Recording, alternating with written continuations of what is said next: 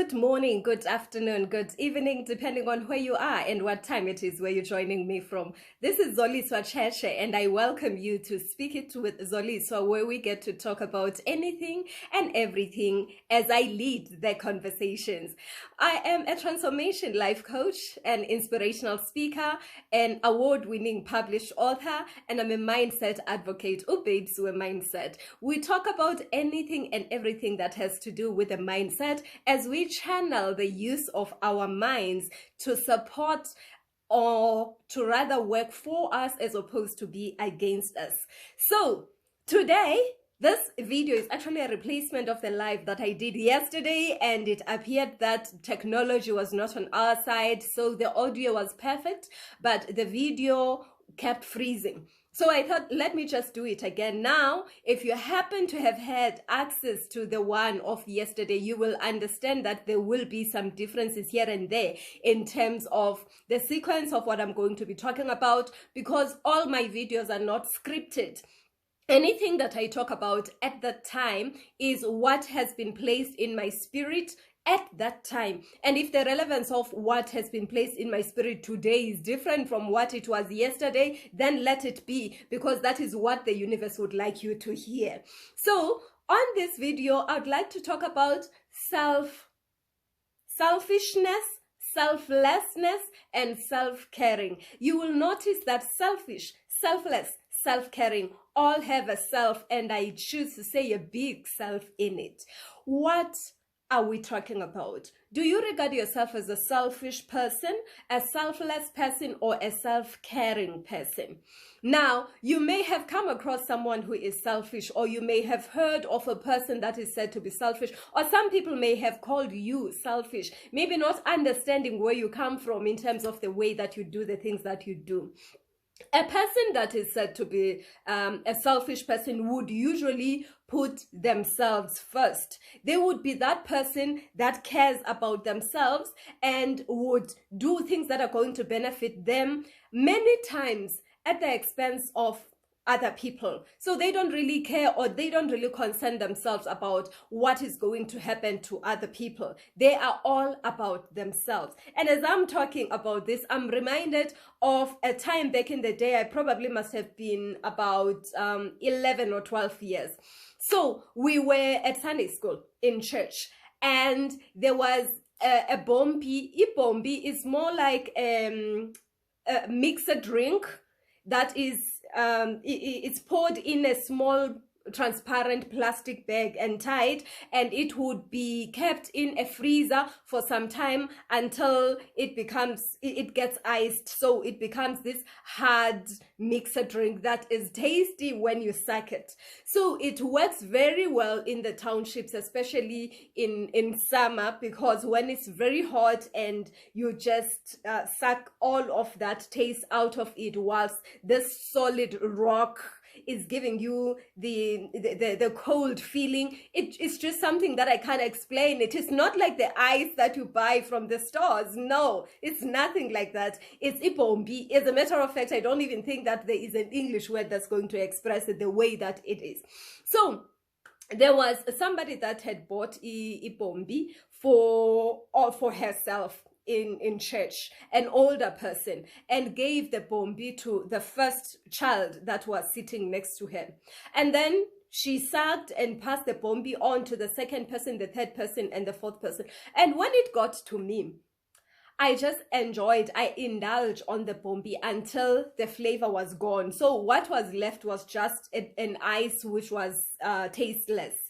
And so I just kept it because I didn't know what to do with it. It was not exciting for me anymore because all the taste had already been taken in. And someone says, why are you not moving it to the next person? There were still about 6 other people on my left. It started from the right to the left. And I then passed it on to the next child. And this girl was so angry at me that I kept the bompy and sucked all the flavor out of it. And now I'm passing a rock basically onto her. It's just an ice cube that doesn't have any flavor. And I said I didn't know that I was supposed to pass it on. I thought that I was supposed to enjoy it. I was supposed to indulge in it. And I was called selfish. That's the first memory of being selfish that I remember. And of course, at that time, I didn't understand it, because I don't think that people understand and embrace it when they are being called selfish, unless their level of consciousness has evolved to a higher state where they are able to take feedback in and look at themselves in the mirror and try to understand where other people are coming from when they say the things they say about them. In other words, try and be and put yourself in the space of in the shoes of the other person to understand where they are coming from. And that is what we call empathy. So I never understood, and so I was called selfish. So that came back to me yesterday as the whole topic of selfishness, selflessness, and self-caring was placed in my heart.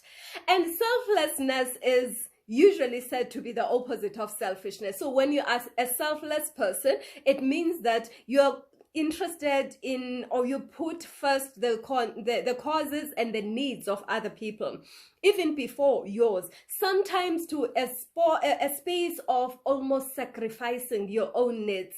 So you basically get your happiness from seeing other people happy, from satisfying the needs of other people, from seeing to the needs of fulfilling the satisfaction of what is required for the wellness or the well-being of other people. So that is selflessness. And then there is self-caring. And self-caring is that area that we don't usually take into account. We don't really give it much attention because we may be viewed as really being egocentric, self-centered if we take care of ourselves. We give attention to the people outside of us, sometimes giving them the seed of where we are. So we serve basically from an empty cup. And the danger with that is that when you serve from an empty cup, there may be nothing left for you to plow as a seed so that you can develop harvest. And that harvest can then multiply to serve even more people. Now, when we talk about self-caring, it means that you redirect all of these things that you do when you say you care about somebody else, you bring them to yourself.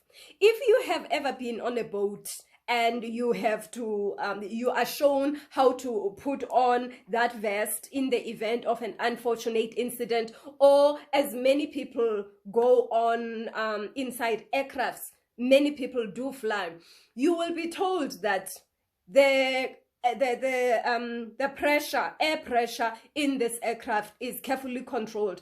In the unfortunate event that there is an imbalance in the pressure, the oxygen mask would flow, or would rather fall from the panel above you. When that happens, then they give you instructions that you take the mask that is in front of you, you put it over your nose and mouth, you cover your nose and mouth first before assisting children and fellow passengers. And the question is, why do you have to start with yourself? Why can't you just help others that are unable to assist themselves when it comes to this mask?